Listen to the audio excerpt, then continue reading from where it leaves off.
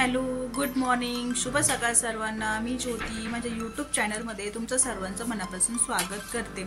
माझा ना म्हणजे लेफ्ट हँड आहे ना, तो जरा शोल्डर पेन करतोय, तर त्याच्यामुळे जे ती सुजलेला आहे तो हात। आणि त्या दिवशी मी दवाखान्यात गेले होते, तुम्हाला सांगितलंच होतं। तर मला त्या डॉक्टरांचं काही योग्य वाटलं नाही, म्हणून मी आमच्या फॅमिली डॉक्टर आहेत तर त्यांच्याकडे गेली होती। तर त्यांनी मला ना म्हणजे व्यवस्थित चेक केलेलं की मला कुठे त्रास होतोय, काय होतोय वगैरे। पण मला माझ्या उजव्या डाव्या खांद्यामुळे ना काही कामच करता येत नाही, झोप सुद्धा लागत नाही, कारण रात्रभर बसून राहावं लागतंय। एका साईडला पण होता येत नाही, दुसऱ्या साईडला पण होता येत नाही। त्याच्यामुळे ना मी कालचा ब्लॉग काही बनवलेला नाही, कारण खूपच पेन होत होतं। आणि आता काल काय झालं, काल रात्रभर आहे खूप रग लागली, तर ती रग आहे ना डायरेक्ट आहे ना, हे बघा हात उचललाच जात नाही, ऑपोजिट पण घेता येत नाही। तर इकडचा जो राईट हँडचा जो मेंदू आहे ना कानाच्या साईडला, तिथे मला ती रग लागते। तर मला डॉक्टरांकडे जायचंय, पण आई काय करते पहिले ते बघू। सकाळ झाली, लवकर उठले, पहिले ना सकाळी उठल्या ना एकदम मळमळ व्हायला लागलं। पहिले पोहे खाऊन घेतले, त्याच्यानंतर ना घर झाडलं, किचन वगैरे पुसून वगैरे घेतला, बाकीचे सगळे काम आवरले आणि कपडे पण आवरले। आज कपाट पण आवरलेले आहे, मला दाखवते कपाट आवरले। माझ्या कपड्यांचा पसारा इतका असतो का ते दाखवायचं म्हणजे मलाच लाज वाटते, पण ठीक आहे दाखवूया। सगळ्यांकडे जास्त कपडे असतात, ऑब्विसली लेडीजकडे तर सगळ्यात जास्त कपडे असतात, म्हणून दाखवते तुम्हाला। तरी कपडे ना पूर्ण आवरून घेतलेले आहेत, कपडे इथपर्यंत कपडे ना पूर्ण आवरले हा पूर्ण। तरी हे खूप कमी कपडे आहेत माझे, बरोबर सगळ्यात जास्त आहे। मग बाहेर पण बोळीमध्ये खूप पसरा झालेलं आहे, ते आवरायचं आहे, पण वेळ नाही सध्या माझं। हे दाखवते तुम्हाला, बघा हे जे शोल्डर आहे ना इथे, हे इकडनं पूर्ण आहे ना सुजलेलं आहे, तर इकडनं मागनं पेन होऊन आता ते ना उजव्या खांद्यापर्यंत येत आहे। आता मी कॅमेरा धरला तरी माझ्या उजव्या खांद्याला आहे ना खूप रग लागलेली आहे। आता आवडते मला LICच्या ऑफिसला पण जायचं आहे, मी एक LIC एजंट आहे आणि आज सर मला थोडीशी वेगळी माहिती देणार आहे कोणत्या तरी म्हणजे LIC बद्दल वगैरे, तर मग तिकडे जायचं आहे। तुम्हाला पण LICचे फायदे किंवा LIC कशी काढायची, LIC किती महत्त्वाची आपल्या आयुष्यामध्ये जर तुम्हाला वाटत असेल तर तुम्ही मला कमेंट करा, मग मी त्यावर एक व्हिडिओ वगैरे बनवेन की LIC लहान मुलांसाठी कोणती LIC उपयुक्त आहे, मोठ्या मुलांसाठी कोणती उपयुक्त आहे। रिटर्न LIC असते, रिटर्निंग पॉलिसीमध्ये ना एक LIC असते, परत लहान मुलांच्या शैक्षणिक ह्याच्यासाठी म्हणतो ना आपण, तर म्हणजे लहान मुलांच्या शिक्षणासाठी त्यांना मोठ्यापणी जर 10वी 12वी नंतर मोठं शिक्षण वगैरे घ्यायचं असेल ना, त्याच्यासाठी LIC असते। आपल्यासाठी LIC असते, मेडिक्लेम असतो। म्हणजे आता मी ह्याचा इन्सिडेंट सांगते तुम्हाला। आता माझा आहे ना उजवा हात पण रग लागली ना, तो दुखायला लागला, म्हणून मी ना सेल्फी स्टिक घेतलेली आहे आणि सेल्फी स्टिकवर मोबाईल आहे ना ऍडजस्ट करून ना आता तुम्हाला माहिती सांगते। LIC आणि मेडिक्लेमचं आपल्या आयुष्यामध्ये किती महत्व आहे त्याचं ना माझ्या स्वतःला जेव्हा मला अनुभव आला ना, त्यामुळे मी LIC आणि मेडिक्लेमचा मला जास्त अनुभव आला की ते किती आपल्या आयुष्यामध्ये महत्वाचं आहे। म्हणजे 2017 साली ना माझे वडील खूप आजारी पडले होते आणि आपली परिस्थिती काही एवढी अशी हाय लेवलची नाही की आपण तेवढा पैसा खर्च करू शकतो। मिडल क्लासचे लोक असतो आपण, आणि मग तेवढा पैसा कुठून आणणार। पण आपल्याकडे काही रिलेटिव्ह असतात, एनीवन कोणी पण आपल्या आयुष्यामध्ये असतं की जे ना चांगल्या लेवलला असतात, किंवा त्यांना LIC म्हणजे काय, मेडिक्लेम म्हणजे काय हे माहिती असतं, पण तरी पण आहे ना। तर असं 2017 साली ना माझे वडील आजारी पडले होते, ते आपली माझी एकदम मिडल क्लास फॅमिली आहे आणि एवढा पैसा नाही माझ्याकडे की वडिलांना जिकडे जाऊन तिकडे खर्च करू शकतो, पण वडील असतात आणि आपलं कर्तव्य असतं ते करणं। तर मी भरपूर केलेलं आहे माझ्या वडिलांचं, मला सांगायची तोंडाने गरज नाही ऍक्च्युली, नातेवाईक समाज लोकांना भरपूर जणांना माहिती की मी काय केलेलं आहे आई वडिलांसाठी वगैरे। पण मग त्यावेळेस काय झालं की आपल्या आजूबाजूला किंवा सभोवताली ना भरपूर लोक असतात आणि त्यांना LIC मेडिक्लेम हे माहिती असतं, इव्हन त्यांनी ते काढलेले सुद्धा असतात, ते भरत सुद्धा असतात, दरवर्षी ते रेग्युलरली भरत असतात वगैरे। पण त्यांनी मला कोणीच काही सांगितलं नाही की तुझे वडील आजारी आहे किंवा आजारी पडलेत, आता सुरुवात झालेली आहे तर तू LIC काढ, मेडिक्लेम काढ, मेडिक्लेम काढल्याने तुला दवाखान्यामध्ये नेण्यासाठी त्यांच्या उपचारासाठी तुला फायदा होईल असं कोणीही सांगितलं नाही। LIC काढ, LIC मध्ये रिटर्निंग पॉलिसी असते, डेथ पॉलिसी असते, नॅचरल डेथ, इननॅचरल डेथ वगैरे पॉलिसी असते। ते जर मला कोणी सांगितलं असतं तर कदाचित मला त्या गोष्टींचा फायदा झाला असता। म्हणून आहे ना मग मी ना माझे वडील गेल्यानंतर आहे ना एक व्यक्ती येते आपल्या आयुष्यामध्ये आणि मग कदाचित तिला आपल्याबद्दल कदाचित पॉझिटिव्ह वाइब्स वगैरे येतात। तर ती व्यक्ती आली, त्या व्यक्तीचं नाव नाही सांगत मी, माझी बहीण आहे ती मानलेली, ती नाशिकला राहते। तर तिने आणि तिच्या मिस्टरांनी ना मला ना LIC आणि मेडिक्लेम बद्दल सांगितलं. मग त्यांचे भाऊच आहे ते जे मेडिक्लेम वगैरे काढतात, LIC वगैरे करतात. मग त्यांनी ना मला पहिले सांगितलं की तू LIC नंतर काढ, पण पहिले मेडिक्लेम काढ, म्हणजे दवाखान्याचा खर्च ऍटलिस्ट तुला इनकेस आता वडील गेल्यानंतर भाऊ आहे, बहीण आहे, तू आहे, आई आहे, कोणी आहे, त्यांना दवाखान्याचा खर्च येऊ शकतो. मग त्यावेळेस तुला आहे ना लोकांकडे पैसे मागायची गरज नाही पडणार किंवा कर्ज काढायची गरज नाही पडणार. जर तू रेग्युलरली इयरली हप्ते वगैरे भरते, पैसे वगैरे भरते ना, तर तुला कोणाकडे हात मागायची किंवा पसरायची गरज नाही पडणार. मग त्यावेळी 2019 साली मी माझ्या आईचा, माझ्या भावाचा, माझा मेडिक्लेम काढला. आता ह्या वर्षी मी माझ्या बहिणीचा आणि तिच्या मिस्टरांचा फॅमिली मेडिक्लेम काढणार आहे. म्हणजे आता एवढ्यातच काढणार आहे मी, कारण आणि ओवी आणि अर्णव पण आहे ना मोठे होत चाललेले, मग त्यांच्या शिक्षणाचा पण खर्च करायचा आहे. मग त्यांना चांगल्यात चांगलं शिक्षण द्यायचंय ना, त्यासाठी पण मी त्यांची पॉलिसी, शैक्षणिक पॉलिसी वगैरे काढून ठेवणार आहे. तर माझं एवढंच म्हणणं आहे तुम्हाला सगळ्यांना. फोन आला होता, कट केलाय. तर माझं सगळ्यांना तुम्हाला एवढं एकच म्हणणं आहे की भलेही तुम्ही ना हातावर कमवत असाल ना, म्हणजे तुम्हाला महिन्याला 10-15 हजार रुपये पगार पडतोय वगैरे, आणि तुम्हाला इतरही खर्च असतील, सगळ्यांना जेन्युअनली बाकीचे इतर खर्च असतात, पण जर तुम्ही त्यातूनच जर LIC काढली, मेडिक्लेम काढलं, काही पॉलिसी काढल्या, बँकेमध्ये पण खूप काही पॉलिसी वगैरे आहेत, ते जर तुम्ही काढलं ना, तर तुम्हाला, तुमच्या घरच्यांना त्याचा खूप फायदा होईल. आता आपण असं बोलू नये, पण काही लोकांची परिस्थिती एवढी असते की एखादी व्यक्ती एक्सपायर झाल्यानंतर त्यांना त्या गोष्टीचा फायदा होतो, किंवा त्यांचं घर सुधारतं, आर्थिक परिस्थिती सुधारते, नाही का. तर तुम्ही ना भले 100 रुपयाची काढा, 200 रुपयाची काढा, 500 रुपयाची काढा, पण LIC काढा.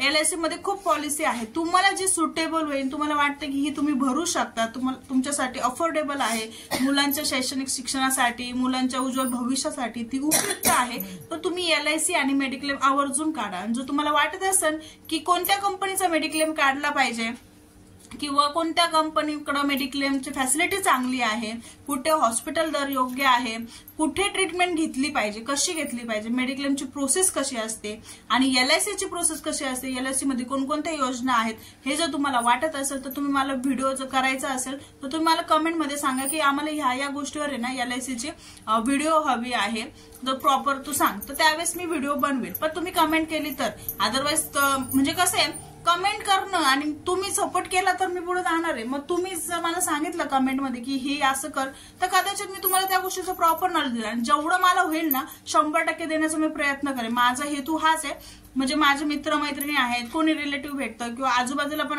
2 मिनिटं आपण चाललं 5 मिनिटासाठी, रस्त्यात कोणी भेटलं, कुठे हॉस्पिटलला गेलो, कुठे गेलो, तर आपण 5 मिनिटासाठी जनरली कोणाशीही बोलतो. मग त्यावेळेस जर बोलले तर त्यावेळेस मला कोणी विचारलं ना काही, तर मी ऑब्व्हियसली त्यांना हेल्प करते की तुम्ही असं नाही असं करा, कारण ही परिस्थिती मी अनुभवलेली आहे. माझ्या वेळेस मला कोणी आलं नाही, रिलेटिव्ह नाही, कोणी आलं नाही, आणि ना मी माझ्या आई वडिलांच्या ना आजारपणाच्या वेळेस कोणत्या नातेवाईकाची मदत घेतलेली आहे. माझ्या मम्मीला पण माहिती आहे, भावाला पण माहिती आहे, आम्ही कोणाची मदत नाही घेतलेली आहे. माझे वडील ठीक आहे, तो लास्ट क्षण होता त्यावेळेस माझे वडील म्हणजे आजारी पडले, तर लास्ट दिवसाला मी त्यांच्या सोबत नव्हते. पण असं म्हणतात ना की जो जास्त करतो तो शेवटच्या क्षणाला सोबत नसतो. आणि माझं एवढंच म्हणणं आहे की तुम्ही LIC आणि मेडिक्लेम आहे ना इमर्जन्सी मध्ये काढा, कसाही काढा, पण काढा, त्याचा फायदा तुम्हाला भविष्यात कधीही होऊ शकतो. सपोज आता तुम्ही मेडिक्लेम काढलेला आहे, बरोबर की नाही, आणि 1-1.5 महिन्यानंतर तुम्ही आजारी पडलेले, 1-1.5 महिन्यानंतर ती पॉलिसी आपली जनरेट होऊन जाते. 1.5 महिन्यानंतर तुम्ही आजारी पडले, खूप मोठं आजार पण आलं, तुम्हाला ऑपरेशन करायचं, तुमचं त्या मेडिक्लेम असेल तर तुम्हाला कोणाकडे मागायची गरज नाही.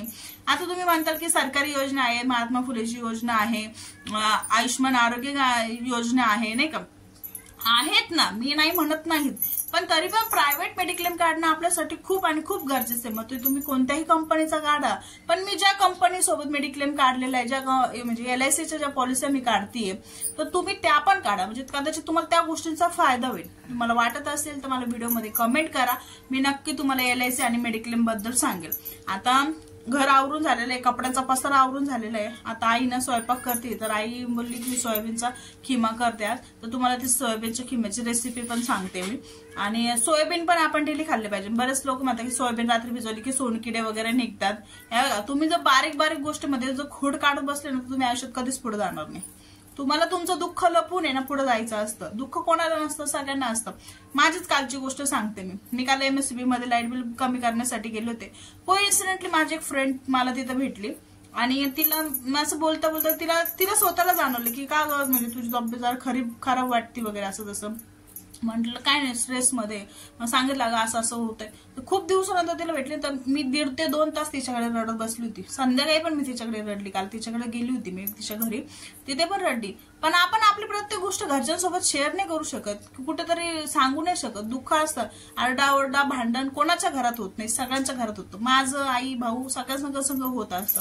पण तुम्हाला ऍडजस्ट करणे, कारण फॅमिली शिवाय तुम्हाला दुसरा पर्याय नाही. तुम्ही म्हणतात ना बाहेरचे लोक, तर बाहेरचे लोक आहे ना 50% आपले असतात, 50% ते दुसऱ्यांचे असतात. तसं फॅमिली 50% आपली असते, 50% दुसऱ्यांची असते.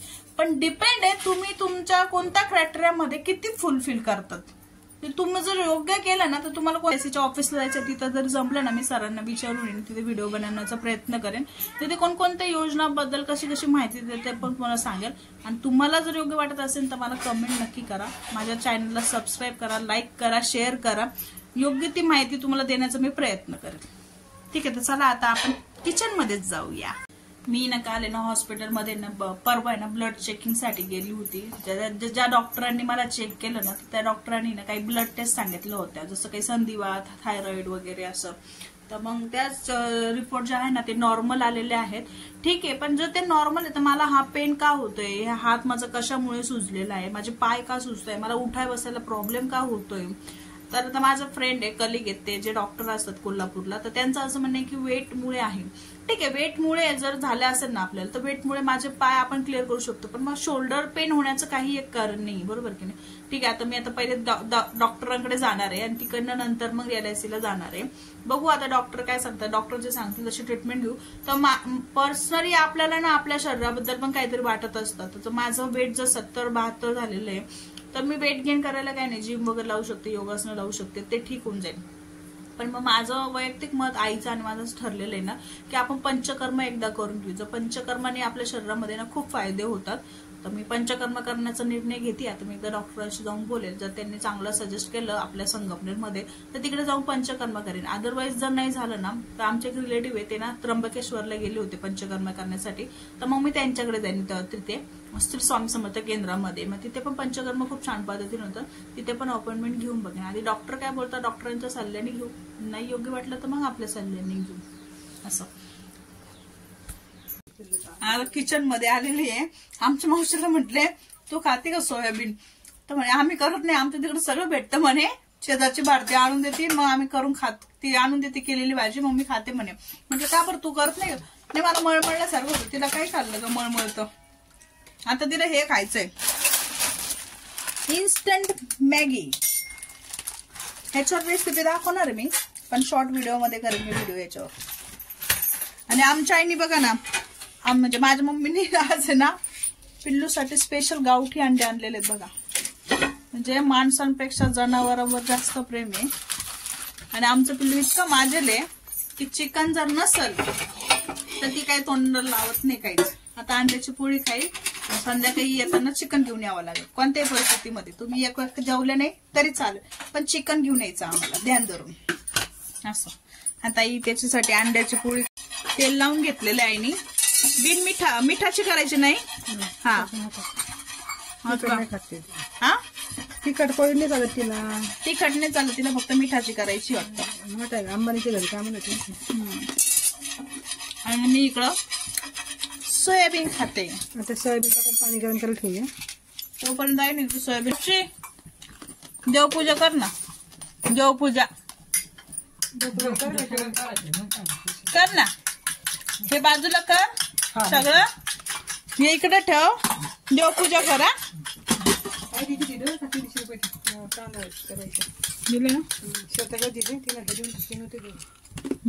आमच्या चिमण्यांसाठी काल रेशनचे तांदूळ घेऊन आलेली आहे. ती बाई म्हणते 23 रुपयाने, घरी आणल्या तर सोनकडेच सोनकडे. हे बघा आता आमलेट टाकते आहे.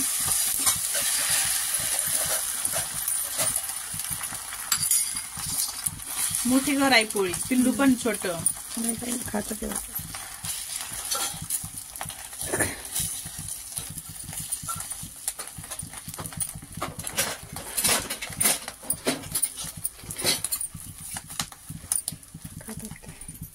बघा पाणी तापतंय.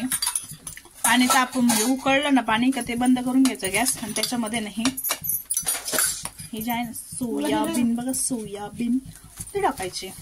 सोयाबीन खात चला तुम्ही, शरीरासाठी एकदम छान असतात. प्रोटीन असतं त्याच्यामध्ये, प्रोटीन.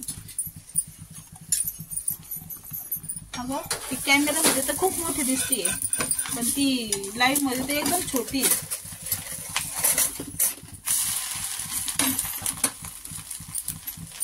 गॅस बंद केला आहे ना गार करून. मॅगी कशी करायची आहे? मॅगी कशी करायची ती?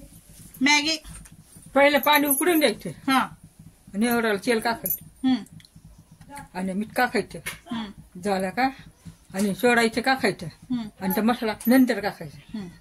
शिजलं है ना बरोबर. तिची रेसिपी उलटी आहे. पहिले पाणी तापून घ्यायचं, मग तेल टाकायचं, मग मॅगी टाकायची, मग बंद करायचा गॅस आणि मग मसाल्याची पुडी टाकायची. आणि हे माझे छोनू बघा, छोनू मी मला दाखवते. माझे गट्टू आहे बघा, हा म्हणजे गट्टू आहे, म्हणजे बोचण, म्हणजे सोना मम्मा बच्चा माझा. का करतो सोनू तू ह्याच्यात बघ, ह्याच्या आता त्याला अंड्याचा वास आलेला आहे ना. बापरे लागला. मॅगी बघू, हातीला घे, हे पेटो पेटो. गॅस पेटवलाय, बारीक गॅस केलाय. कर बारीक, कर बारीक. हा पाणी घे हंड्यातून, पाणी घेते ती आणि आता याच्यामध्ये टाकते तांब्या. हा बस बस बस, खूप झालं, बस बस.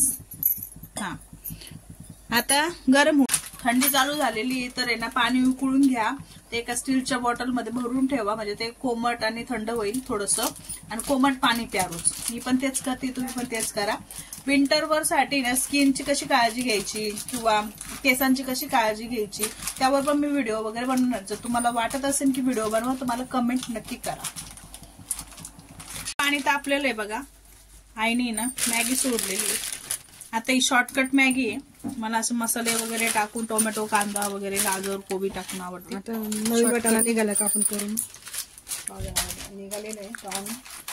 कोणता नवीन वाटाणा आहे ग? आता नवीन वाटाणा निघाला बाजारला. किती महाग. निळ्या कलरचा आला का काळ्या कलरचा आला? हिरवाच आला.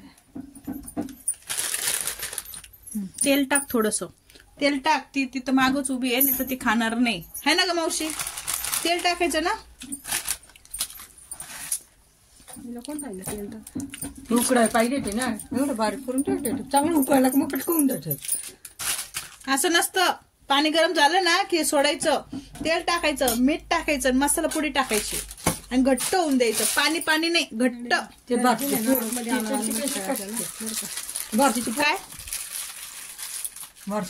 काय ना की पाणी थोडंसं आहे ना, हे कमी होऊन द्यायचंय. पातळ नाही करायची आपल्याला, घट्ट अशी करायची छान. पिल्लू काय करते, पिल्लूची ते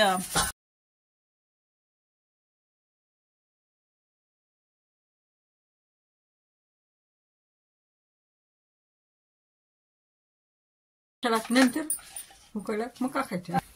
आई आता येते मसाला टाकते बघा. थोडा ठेवा आई सोयाबीनला टाकायला. आता नाही LIC ऑफिसला आली बघा. LICचे नाव तुम्हाला दिसत असतील. सरांना कॉल केला होता, तसं 5-10 मिनिटामध्ये येतो. ते आले की बाकीच्या योजना तर ते बोलले की दाखवू शकतो आपण, मग मी ते पण सांगेल.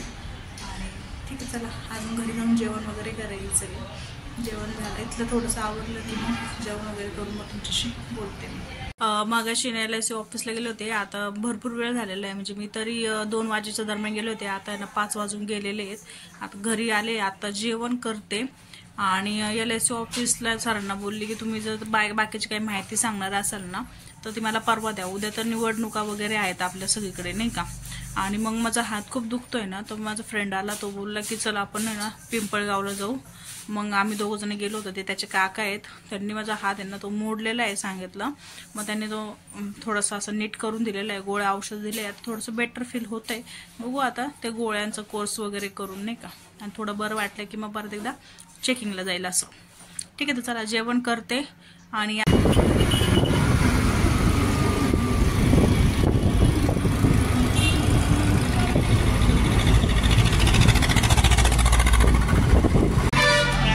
मावशीला आहे ना समोसा वगैरे घेण्यासाठी आलेली.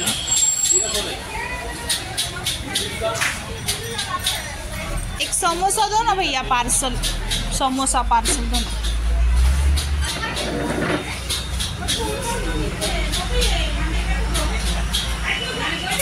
मी ना आता भारती मावशीला समोसा आणण्यासाठी ना भरकादेवी स्वीट्स म्हणून आहे संगमनेरला, तिथे गेली होती. आता घरी चाललेली आणि पिल्लूला ना चिकन पण घ्यायचं होतं, तर मग चिकन पण घेतलेलं आहे. आता घरी चाललेली आहे. आजचा ब्लॉग आहे ना मी इथंच एंड करते. आजचा ब्लॉग कसा वाटला लाईक करा, कमेंट करा, शेअर करा. LICची व्हिडिओ हवी असेल तर मला कमेंट करत करा.